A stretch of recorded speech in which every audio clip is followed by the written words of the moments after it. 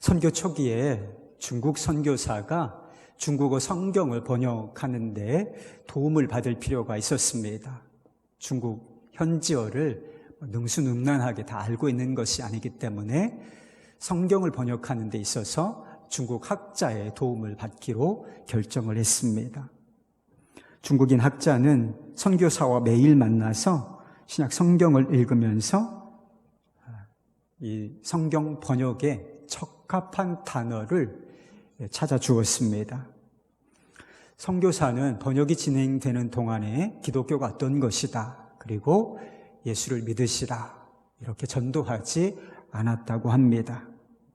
그런데 시간이 흘러서 드디어 성경 번역이 된 시점에 중국인 학자에게 물어보았습니다. 기독교에 대한 느낌이 어떠십니까? 소감이 어떻습니까? 이렇게 물었다는 것입니다.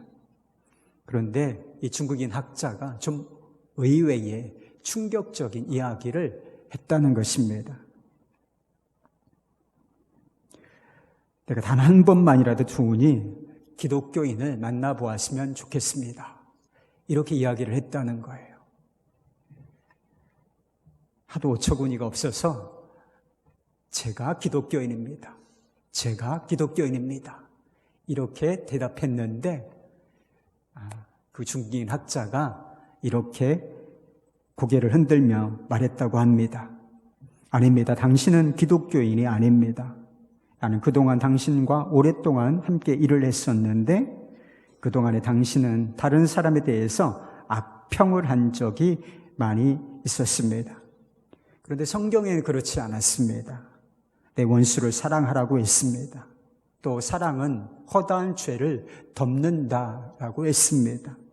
그러므로 사랑하는데 악평할 수는 없습니다. 당신은 때때로 염려, 걱정 때문에 초조해 한 적도 많았습니다.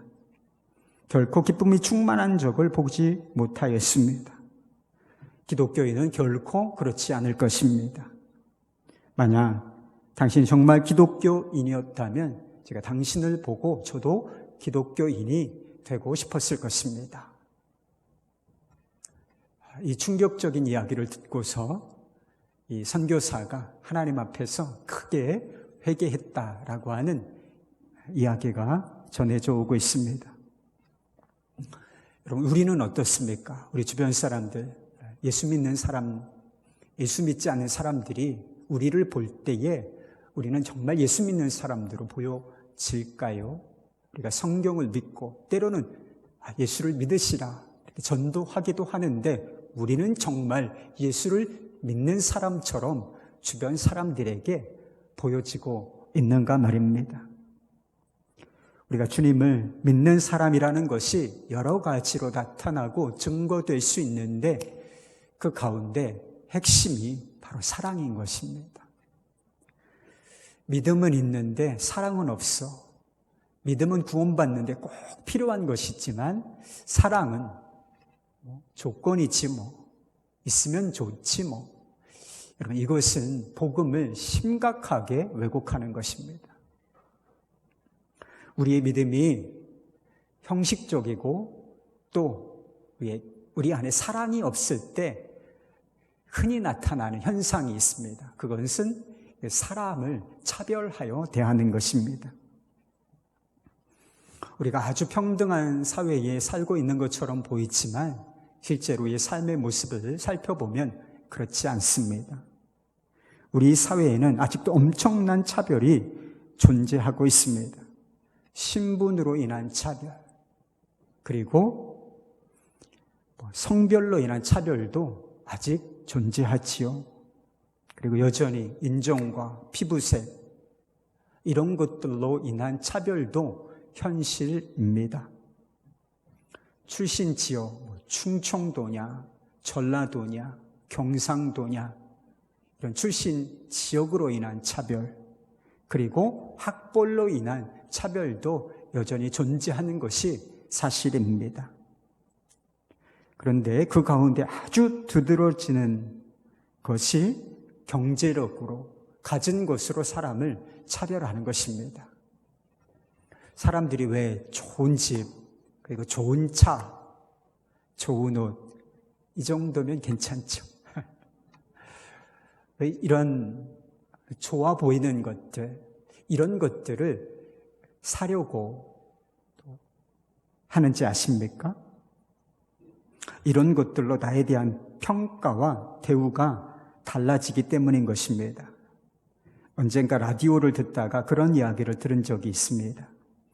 우리나라 사람들이 좀 성격이 급하다고 하지 않습니까? 실제로 겪어보면 좀 급한 것 같습니다. 근데 이 급한 성격이 나타나는 현장이 운전할 때예요, 운전할 때. 차를 운전하다 보면 조금만 꾸물거려도 뒤에서 막 경적을 울려대는 경우가 있어요. 저는 실제로 여러 번 그런 것을 경험했는데 신호가 막 떨어졌어요. 파란불이 들어왔습니다. 이제 가려고 해요. 그런데 가라는 거야, 막 빵빵. 아니, 간다니까요. 그런데 앞에 있는 차가 고급 승용차, 우리가 이름만 대면 아는 외제차라든지, 하여튼 고급 승용차, 이런 차일 경우에는 앞에 차가 조금 머뭇거리고 꾸물거려도 경적을 잘 울리지 않는다는 거예요. 왜 그럴까? 왜 이런 현상이 일어날까? 앞에서 운전하거나 그 안에 타고 있는 사람이 나보다 신분이 높을 것이라고 생각하기 때문에 안 된다. 경적을 잘 울리지 않는다는 거예요. 빵빵거리는 소리가 듣기 싫습니까? 고급 승용차 타시면 돼요. 여러분, 그뿐인가요? 호텔에 갈 때 아주 좋은 차를 타고 들어가면 차 문도 열어주고, 그리고 주차도 해주지만 아주 작은 차, 소형차를 타고 가면 저기다 어디 대시든지 알아서 하시라고, 이런 대우를 받는다는 이야기가 공공연하게 나돌고 있습니다. 근데 이게 세상에서 일어나는 일이죠. 근데 문제는 그것이 교회 안에서도 이와 같은 일이 벌어진다는 데 있습니다. 2절과 3절 말씀을 보면 교회 안에서 벌어졌던 차별의 예가 나와요. 이런 차별만 있었던 것은 아니겠지요. 그러나 차별의 예를 들고 있는데, 좋은 옷을 입고 금반지를 끼고 화려한 옷을 입고 예배당에 들어온 부자에게는 여기 자리가 준비되어 있습니다. 이쪽으로 앉으시죠. 이게 정중하게 기분 좋게 안내를 해주는데 아주 행색이 남루하고 이게 거지 같은 옷이죠. 그런 옷을 입고 온 이 가난한 사람에게는 그런다는 거예요. 거기 서 있든지 내 발등상 아래 앉든지 당신 마음대로 하라. 이렇게 대접한다는 것입니다. 이런 교회는 세상과 달라야 하지 않겠습니까? 교회는 세상과 달라야 하지 않겠습니까? 그런데 호텔에 가는 것과 예배당에 들어오는 느낌이 다르지 않았다는 거예요. 이게 문제라는 것입니다. 그러나 야고보는 교회 공동체 안에서 결코 이런 일이 벌어지면 안 된다고 말하고 있습니다. 1절 말씀입니다. 1절 말씀, 이게 핵심 구절인데 우리 같이 읽어보십시다. 시작. 네, 형제들아, 영광의 주 곧 우리 주 예수 그리스도에 대한 믿음을 너희가 가졌으니 사람을 차별하여 대하지 말라. 여러분, 오늘 본문 전체를 지배하는 핵심 구절이 1절 말씀입니다. 여러분, 이것을 머릿속에 꼭 기억하시고 설교를 들으시면 좋겠습니다. 우리가 사람을 차별하여 대하면 안 되는 이유가 무엇인가? 그 이유가 우리가 우리 주 예수 그리스도에 대한 믿음을 가졌으니입니다. 그리스도에 대한 믿음이 있습니다. 그리고 차별이 있어요. 사람을 가진 것으로 차별하는 이 차별이 있습니다. 그런데 이 둘이 하나 될 수 있는가? 그렇지 않다는 거예요. 이 둘은 결코 공존할 수가 없는데 그리스도에 대한 믿음이 실제이든지 사람에 대한 차별이 실제이든지 이 둘 중에 하나만 가능하다라고 이야기하고 있습니다. 복음이 말이죠. 이 믿음과 차별, 이것이 공존하는 것을 불가능하게 하기 때문인 것입니다. 우리 주 예수 그리스도에 대한 복음은, 우리 주 예수 그리스도의 이 복음은 사람을 차별하지 않습니다. 이 골로새서 3장 1절 말씀에 복음이 무엇인지를 설명하고 있습니다. 거기에는 헬라인이나 유대인이나 할레파나 무할레파나 야만인이나 스구디아인이나 종이나 자유인이 차별이 있을 수 없나니 오직 그리스도는 만유이시요 만유 안에 계시니라. 복음에 차별이 없다는 뜻이죠. 여러분, 우리가 어떤 인종에 속해 있는가, 어느 민족인가, 그리고 우리가 할례를 받았는가 받지 않았는가, 우리가 종인가 자유인인가, 우리의 직업이 무엇인가, 부자인가 가난한가, 여러분 이것이 예수 그리스도를 믿는데 무슨 걸림돌이 됩니까? 차별이 있나요? 없지요. 누구든지 예수 그리스도를 믿을 수 있고 예수 그리스도를 믿으면 그 사람의 외적인 조건과 아무 상관없이 동일하게 차별 없는 구원을 받습니다. 여러분 이것이 복음인 것이지요. 이것이 진리라면 어떠한 이유로도 사람을 차별하면 안 된다는 것입니다. 사도행전 2장에 보면 초대교회 공동체의 모습을 보여주고 있는데 사랑으로 온전하게 하나 된 공동체의 모습을 보여주고 있습니다. 그 당시에 노예가 있었어요. 주인과 노예가, 그리고 부자와 가난한 자가, 그리고 다른 어떤 차이가 있는 사람들이 떡을 떼면서 그리스도의 사랑 안에서 차별 없이 교제했다고 했습니다. 심지어는 어떤 일이 벌어졌는가? 유무, 상통의 삶으로 말미암아 경제적으로는 실제로 높낮이가 있죠. 부자와 가난한 자가 있는데 이 부자와 가난한 자의 차이가 사라지기까지 했다는 것입니다. 무엇 때문이지요? 무엇 때문입니까? 어떻게 이런 현상을 설명할 수 있습니까? 오직 복음, 오직 복음의 능력 아래 그들이 있었기 때문에 이런 공동체가 가능할 수 있었던 것입니다. 야고보는 사람을 차별하여 대하면 안 되는 구체적인 이유를 대고 있어요. 1절 말씀이 핵심인데 또 구체적으로 좀 나누어서 우리에게 그 이유를 제시해 주고 있는데 두 가지예요. 첫 번째는 믿음이 가져다 주는 부요함. 그것 때문입니다. 5절 말씀을 보시죠. 내 사랑하는 형제들아, 들을지어다. 하나님이 세상에서 가난한 자를 택하사 믿음에 부요하게 하시고 또 자기를 사랑하는 자들에게 약속하신 나라를 상속으로 받게 하지 아니하셨느냐. 차별하다, 우리말로 차별하다라고 번역한 이 단어가 본래는 어떤 뜻을 가지고 있느냐 하면 얼굴을 받아들이다, 이런 뜻을 가지고 있대요.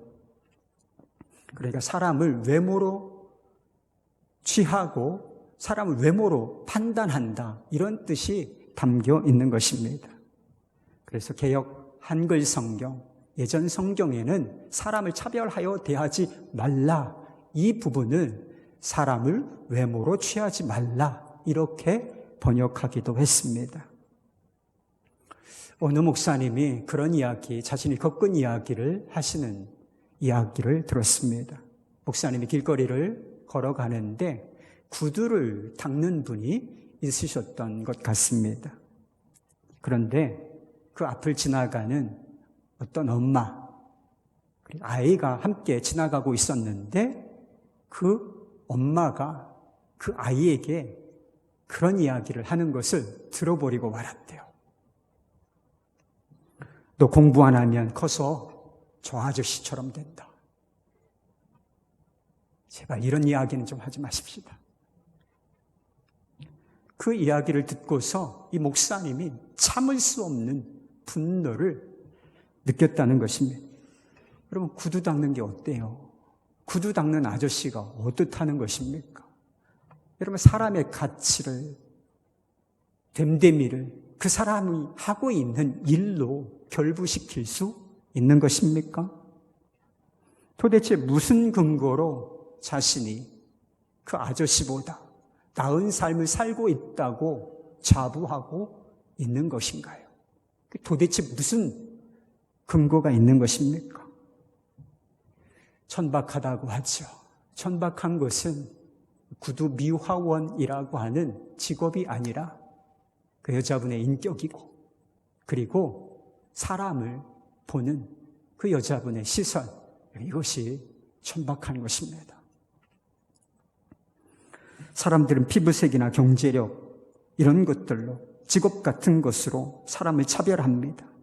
그러나 외모보다 더 중요한 것이 있어요. 하나님께서 말씀하셨지 않았습니까? 사람을 외모를 보거니와 나 여호와는 중심을 보느니라. 외모보다 더 중요한 것이 마음의 중심, 우리의 내면이고 인격인 것입니다. 그리고 경제력, 얼마나 가졌느냐? 세상에서는 이것이 너무나 중요한 것처럼 보이지만 이것보다 더 중요한 것은 우리 영혼의 상태인 것입니다. 우리가 가난하다고 무시하는 사람들, 차별하는 사람들, 하나님의 시각으로 보면 엄청나게 부요한 사람들이라고 하는 것입니다. 그들의 실체를 보라는 거예요. 여러분, 생각해 보십시오. 그 무엇이 하나님의 그 영광스러운 하나님의 나라보다 부요하다고 할 수 있습니까? 그 어떤 세상의 신분이 하나님의 자녀, 하나님의 백성이라고 하는 신분보다 귀하다고 말할 수 있겠는가 말입니다. 겉으로는 가진 것이 없고 아주 남루한 행색의 옷차림을 하고 있는 사람일지라도 하나님의 시각, 하나님의 시선으로 보면 엄청나게 부요하고 귀한 존재라고 하는 것입니다. C.S. 루이스가 영광의 무게에서 하나님의 나라에서, 하늘나라에서 어떤 일이 벌어질 수 있는가, 이렇게 이야기한 적이 있습니다. 당신이 만나서 이야기를 나눌 때마다 세상에서 가장 재미없고 따분한 사람이라고 생각하는 그 사람이 그날에는 당장 엎드려 절이라도 하고 싶은 마음이 생길 수 있다는 사실을 매우 진지하게 기억해야 한다. 그러므로 우리는 서로에게 합당한 경외심과 신중함을 가지고 우정, 사랑, 놀이, 정치, 행위에 임해야 한다. 평범한 사람은 없다. 우리가 대화를 나누는 이들은 그저 죽어서 사라질 존재가 아니다. 국가, 문화, 예술, 문명, 이와 같은 것들은 언젠간 사라질 것이고 우리의 생명에 비하면 그것들의 수명은 하루살이와도 같은 것이다. 그러나 우리가 함께 농담을 주고받고 함께 일하며 결혼하고 무시하고 이용이 먹는 사람들은 불멸의 존재들이다. 영원한 광채가 될 이들이다. 이렇게 썼습니다. 나 자신도 평범하다 이렇게 느낄 수 있고 다른 사람도 지극히 평범하다 이렇게 느낄 수 있지만 그리스도 예수 안에 있다. 그러면 평범한 사람은 존재하지 않는다는 것입니다. 그들은 불멸의 존재이고 영원한 광채, 스타가 될 존재들이라는 것입니다. 그러니 합당한 경외심 그리고 신중함을 가지고 서로를 대해야 된다는 것입니다. 주변 사람들을, 여기 같이 교제하는 사람들을 경외심을 가지고 한 번이라도 바라본 적이 있습니까? 신중하게 그 사람과 교제해 보려고 마음 썼던 적이 있으십니까?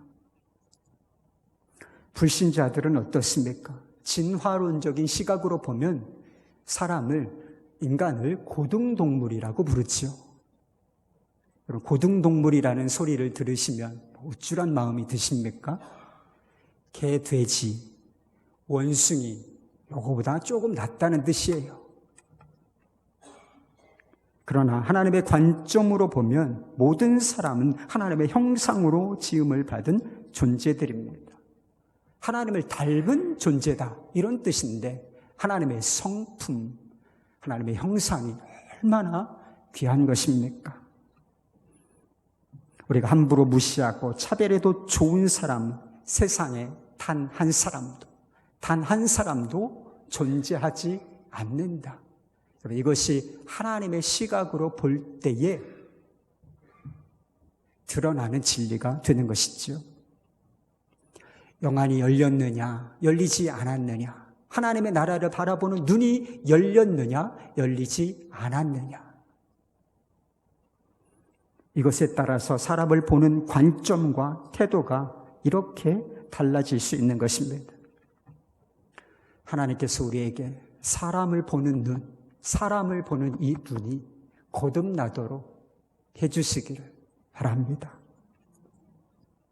두 번째, 우리가 사람을 차별하여 대하지 말아야 하는 이유는 그것이 악한 것이고 그것이 죄이기 때문이라고 말하고 있습니다. 4절 말씀입니다. 너희끼리 서로 차별하며 악한 생각으로 판단하는 자가 되는 것이 아니냐. 9절 말씀. 만일 너희가 사람을 차별하여 대하면 죄를 짓는 것이니 율법이 너희를 범법자로 정죄하리라. 여러분, 차별은 죄예요. 그런데 대단히 심각한 죄라고 말하고 있는 것입니다. 차별 얼마나 심각한 죄인가? 8절 말씀에 보면 이웃사랑하기를 내 몸과 같이 하라. 이것이 최고의 법인데 이것을 어기는 심각한 죄라고 하는 것입니다. 그리고 이 법을 어기면 율법 전체를 어기는 것과 다름이 없는 것이다. 이렇게 이야기하고 있어요. 율법이 여러 가지 계명으로 되어 있습니다. 바리새인들이 율법을 몇 가지 계명으로 나누었느냐면 613가지로 하라, 하지 마라. 그래서 하나님의 계명을 613가지로 정리했던 적이 있습니다. 율법이 여러 가지 계명으로 되어 있지만 율법의 핵심이 있습니다. 핵심이 있어요. 그게 바로 사랑인 거예요. 예수님께서도 어느 계명이, 그 많은 계명들 중에 어떤 계명이 큽니까? 라고 하는 질문을 받고서 뭐라고 대답했는지 아시죠? 예수님께서 마음을 다하고 너의 목숨을 다하여 주 너의 하나님을 사랑하라 하는 것이고, 또한 이웃을 자신과 같이 사랑하는 그것이 가장 크다. 사랑이 가장 큰 계명이다. 이렇게 말씀해 주셨어요. 그리고 로마서 13장에서 사도 바울이 사랑을 그렇게 정의하죠. 사랑은 율법의 완성이니라. 그래서 다른 사람을 사랑하면 이 율법을 다 이룬 것이다. 이렇게 이야기한 적이 있습니다. 그런데 이것을 뒤집어서 반대로 한번 생각해 보십시오. 이웃사랑에 어긋나는 것이라면 그 뒤에 보면 간음, 살인 이런 죄 목록이 나와요. 본문에. 그것이 무엇이든지 이웃사랑에 어긋나는 것이라면 그것이 간음이든지 살인이든지 또는 차별이든지 다 율법 전체를 어기는 심각한 죄가 된다는 것입니다. 그럼 우리는 차별을 가볍게 생각하는 경향이 있어요. 그렇지 세상이 그렇지 라고 생각하면서 차별당하는 것이 싫으면서도 우리도 차별 행위를 실제로 가볍게 취급하고 행하고 있습니다. 그럼 차별이 정말 가벼운 거예요? 가벼운 겁니까? 아니에요. 며칠 전에 제가 신문기사 하나를 보게 되었습니다. 인도에서 천민, 밑바닥 계급이 있어요. 카스트 제도에 불가촉 천민이라고 불리는 이 어린아이, 10살, 12살 이 정도 된 것 같아요. 2명의 아이가 주민들로부터 회초리를 맞아서 죽음에까지 이르게 되었다. 이런 소식을 들었습니다. 이 아이들이 무엇 때문에 도대체 이런 무슨 큰 죄를 잘못을 저질렀길래 이런 끔찍한 일을 당했는가? 길거리에서 용변을 봤다는 이유 때문이었습니다. 화장실 찾기가 어려웠던 모양이에요. 그러니까 어린 아이들이니까 엉덩이 까고 이렇게 용변을 봤던 거예요. 그런데 그 아이들 불러다가 회초리를 심하게 때려서 결국은 아이들이 죽고 말았다는 것입니다. 이 아이들을 누가, 무엇이 죽인 것입니까? 사람을 신분으로, 그리고 가진 것으로 열등하게 바라보는 이 차별이 죽인 것이죠. 차별의 죄는 결코 가볍지 않습니다.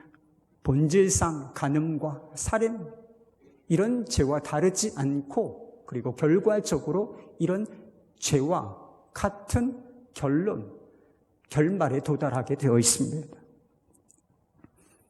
그 결말을 이렇게 이야기해요. 13절 말씀입니다.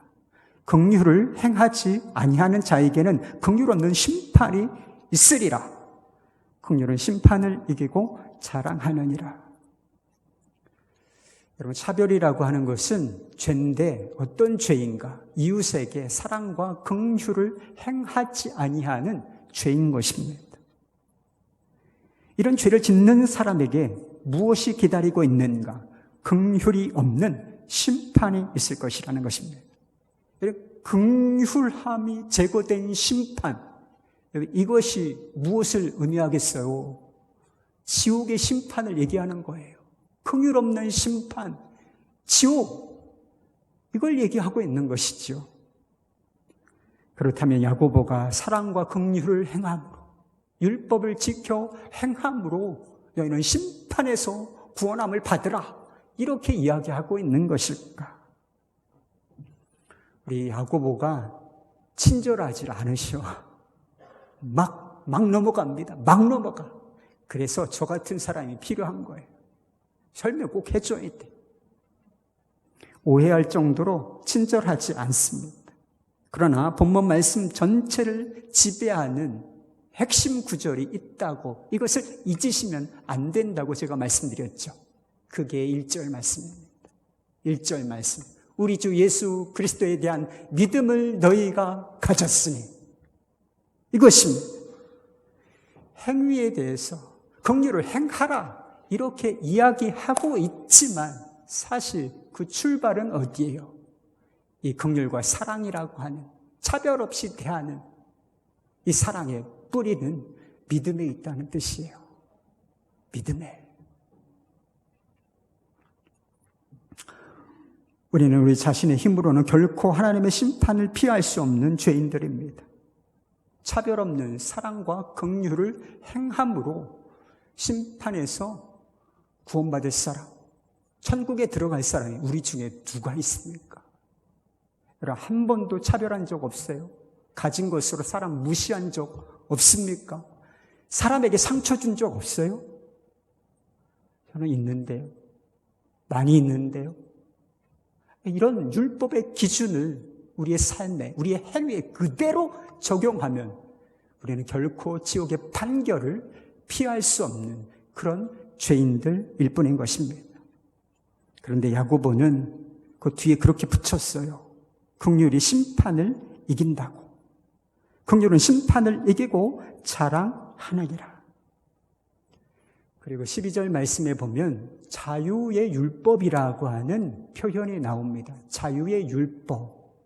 지난주에도 언급이 된 부분이긴 한데, 현대인의 성경은 이 부분을 자유를 주는 그리스도의 법이라고 좀 풀어서 번역을 했습니다. 그리고 누구의 사랑과 긍휼이 심판을 이겼다는 뜻이 되는 것인가? 간단히 말하자면 그리스도의 사랑의 법, 그리스도의 이 사랑의 법이 율법의 심판을 이기고 우리에게 승리를 가져다 준다는 것입니다. 요한복음 15장에 보면 예수님께서 친히 그렇게 이야기하신 적이 있습니다. 사람이 친구를 위하여 자기 목숨을 버리면 이거보다 더 큰 사랑은 없느니라. 누가 어떤 사람이 친구에게 이런 최고의 사랑, 더 큰 사랑이 없을 정도의 이 최고의 사랑을 베풀었나요? 내 이웃 사랑하기를 내 몸과 같이 하라. 이것이 최고의 법이라 말씀하셨는데 도대체 누가 이 최고의 법을 지켜 행하였는가 말입니다. 바로 우리의 믿음의 대상이신 예수 그리스도께서 우리를 대신하여 그 일을 이루신 것입니다. 우리 주 예수 그리스도의 사랑과 긍휼의 십자가, 이 그리스도의 법, 이 사랑의 법이 지옥의 심판을 이기고 우리에게 승리를 가져다 준 줄로 믿습니다. 할렐루야. 네, 여기서 끝이 아니다. 여러분은 우리 주 예수 그리스도에 대한 믿음을 가지고 있습니까? 긍휼의 십자가를 알고 계신가요? 내가 율법 아래 있지 아니하고 은혜 아래 있으며 그리스도의 사랑의 법 아래 있다. 나는 결코 정죄함이 없다. 여러분 이렇게 확신하고 그 믿음 가운데 서 계십니까? 문제는 우리가 이렇게 믿을 수는 있어요. 이렇게 생각할 수는 있습니다. 그러나 이것이 실제인 것을 어떻게 알 수 있느냐는 거예요. 이 믿음, 이 지식이 어떻게 내게 실제가 되었는지 알 수 있느냐 하는 것이지요. 야고보는 사랑과 긍휼을 행하는 것을 보면 알 수 있다는 거예요. 여러분 생각해 보십시오. 우리가 지옥의 심판을 이긴 그리스도의 사랑과 긍휼 안에 있다면 이게 사실이에요. 십자가의 사랑과 은혜 안에 내가 거하고 있고 그 사랑이 지금도 내 안에서 역사하고 있다면 내가 어찌 사랑 없는 자처럼, 사랑을 도대체 모르는 자처럼 살 수 있다는 말입니까? 반복되는 이야기이지만 우리 주 예수 그리스도에 대한 믿음을 가졌으니 조건절로 한번 붙여봅시다. 우리 주 예수 그리스도에 대한 믿음을 가졌다면 사람을 사랑하라. 사람을 차별하여 대하지 말라. 이겁니다, 여러분. 십자가 사랑이 아무도 차별하지 않는 것처럼 사람을 차별하여 대하지 않는 것이 참 믿음과 거듭남의 증거라고 이야기하는 것이죠. 윌리엄 윌버포스라고 하는 분이 참된 기독교 하면 되는데 가짜들이 하도 많으니까 참된 기독교라고 하는 책에서 이렇게 썼습니다. 기독교는 가진 자에게 베풀라고 가르친다. 권력자에게 겸허하게 직책에 맞는 책임을 다하라고 가르친다. 겸허한 마음을 가져 부유함을 자랑하지 말며 권력을 남용하지 말 것이다. 그러면 불평등으로 사회가 갈등을 겪는 일이 줄어든다. 기독교는 또한 장차 모든 인간은 차별 없이 살아야 한다고 가르친다. 하지만 이름뿐인 기독교는 이런 일을 실현할 수 없다. 참된 기독교만이 그럴 수 있다. 겉보기로서의 기독교가 아니라 속으로서의 기독교가 그럴 수 있다. 그러므로 이런 선한 일들이 실현되고 정치가 부패하지 않게 하려면 참된 믿음, 이 참된 믿음을 배양해야만 한다. 이렇게 썼어요. 윌리엄 윌버포스는 모든 사람이 차별 없는 세상에서 결국은 살아야 한다. 이렇게 생각하고 믿었습니다. 복음의 능력을 믿는 이 참 기독교, 참 믿음이 그 일을 할 수 있다고 믿었습니다. 그러나 그는 그런 생각과 믿음을 가진 것으로 그치지 않았습니다. 그는 자신이 가진 믿음에 따라 행하는 자였습니다. 그럼 윌리엄 윌버포스가 누군지 아세요? 사람을 피부색으로 그리고 돈으로 팔고 사는 무서운 차별, 이 노예 무역을 폐지한 장본인이에요. 이게 한 달 만에 된 일인가? 아니요. 20년 동안은 믿음으로, 사랑으로, 순종으로 싸워내서 결국은 이 영국에서 노예 무역이라고 하는 이 엄청난 심각한 차별을 폐지한 장본인이었습니다. 미국에서 흑백 갈등, 흑백 차별이 심하던 시절에 마틴 루터 킹 목사님이 그런 아주 유명한 연설을 한 것이 다 알려져 있습니다. 제목이 그렇죠. I have a dream. 나에게는 꿈이 있습니다. I have a dream. 나에게는 꿈이 있습니다. 내 자녀들이 피부색이 아니라 인격에 따라 평가받는 그런 나라에 살게 되는 날이 오리라는 꿈입니다. 나에게는 꿈이 있습니다. 흑인 소년, 소녀들이 백인 소녀, 소녀들과 손을 잡고 형제, 자매처럼 함께 걸어가게 되는 꿈입니다. 그럼 미국 사회에서 이 꿈이 완벽하게 성취되었을까? 그렇지는 않은 것 같습니다. 이 마틴 루터 킹 목사님의 I have a dream. 이 꿈은 아직 현재 진행형이라는 것이죠. 그러나 그분이 사실 때보다 그 이전보다 현실에 가까워진 것만큼은 분명합니다. 이 루터 킹 목사님처럼 복음을 믿고 복음을 믿을 뿐만 아니라 그 믿음을 따라 행하는 사람들이 있어 왔기 때문인 것입니다. 우리 삶의, 우리 사회 공동체의 차별은 실제입니다. 그러나 사랑과 긍휼의 십자가, 그 복음의 능력을 믿는 사람들에게 의하여 그 실제하는 차별, 모든 장벽들, 이런 것들이 무너지고 철폐되어 왔다는 것도 역시 현실이고 사실인 것입니다. 이 마틴 루터 킹 목사님의 연설에 이런 대목이 나와요. 나에게는 꿈이 있습니다. 어느 날 모든 계곡이 높이 솟아오르고 모든 언덕과 산은 낮아지고 고친 곳은 평평해지고 굽은 곳은 곧게 펴지고 하나님의 영광이 나타나 모든 사람들이 함께 그 광경을 지켜보는 꿈입니다. 사랑하는 여러분 무슨 꿈이 있으십니까? 우리도 이와 같은 거룩한 소망, 거룩한 꿈을 꾸십시다. 지옥의 심판을 이긴 십자가, 이 복음의 능력을 믿고 우리 삶의 현장에서 행하십시오. 우리가 바라고, 우리가 믿고, 우리가 그 믿음에 따라 순종하면 우리가 속한 공동체에서 하나님의 영광이 나타나는 것을 우리 모두가 보게 될 줄로 믿습니다.